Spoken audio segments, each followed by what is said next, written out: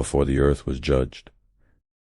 It was watched, not casually, not from a distance, watched with intention. There was an order to creation then, heaven above, earth below, and between them, a boundary so ancient, it did not need to be spoken. It was not a wall, not a gate, not a threat. It was understanding. Watching was permitted.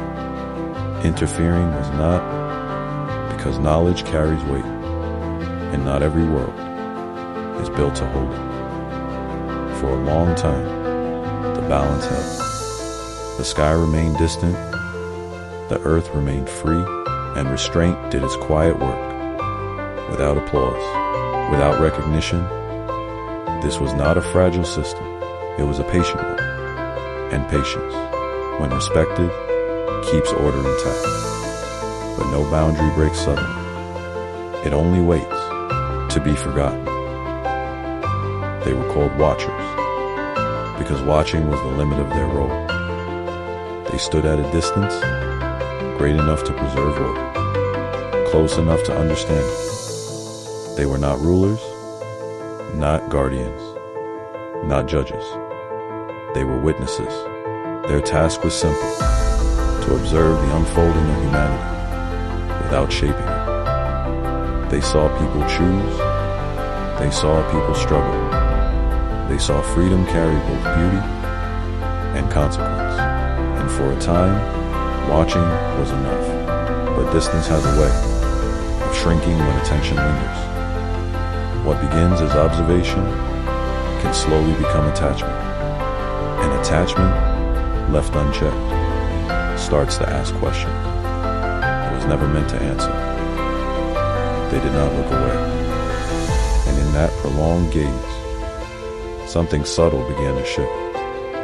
Not rebellion, not defiance, just a quiet tension between restraint and curiosity. Nothing crossed the boundary yet. That is what makes this moment so easy to miss. There was no command given, no defiance spoken aloud, only a thought held a second too long. Curiosity does not announce itself as rebellion. It presents itself as interest, as concern, as the desire to understand. More than one was meant to know. The watchers did not rush forward. They leaned, and in that quiet inclination, restraint loosened its grip, because once attention shifts from observing to considering, the boundary is already thin. Then it appears this was not the fall, but it was the decision that made it possible. The crossing did not arrive as destruction. There was no fire, no thunder, no sudden tearing of the sky. What entered the world that day came quietly, like a veil lowered. Instead of a blade raised, knowledge does not need force to take root.com. It only needs permission. The watchers did not fall. They descended, not in bodies, but in instruction, in methods, in names, in understanding. Humanity had no frame to carry. The earth did not resist. It received. Warm light met shadow, and nothing outwardly changed. Fields remained fields. People remained people. That is how crossings survive scrutiny. Nothing looks broken. At the moment, it is altered because descent does not announce consequence. It plants it. The crossing did not arrive as destruction. There was no fire, no thunder, no sudden tearing of the sky. What entered the world that day came quietly, like a veil lowered. Instead of a blade raised, knowledge does not need force to take root.com. It only needs permission. The watchers did not fall.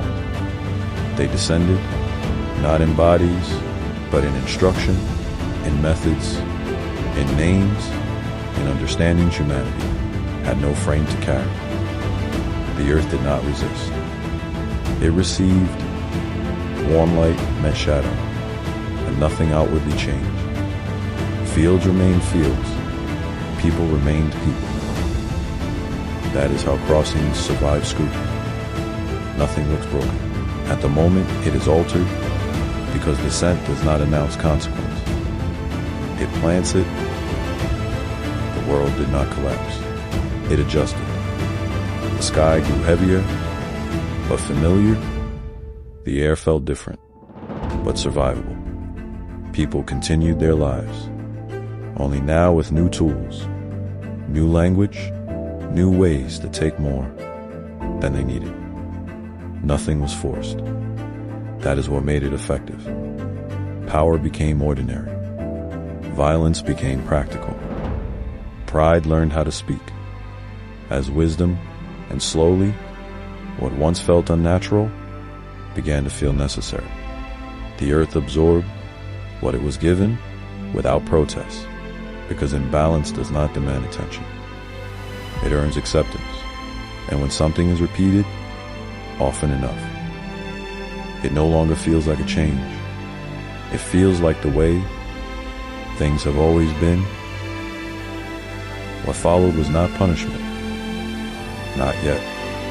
First came the record, because judgment does not rush to correct what it intends to remember.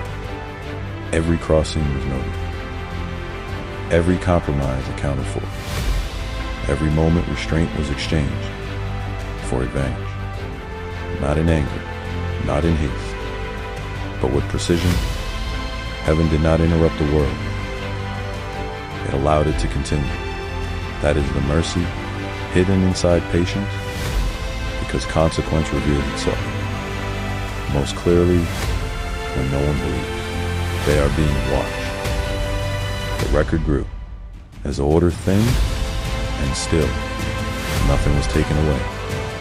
Not yet, because the greatest cost is not collapse. It is the moment when imbalance feels permanent and no one remembers there was ever a choice.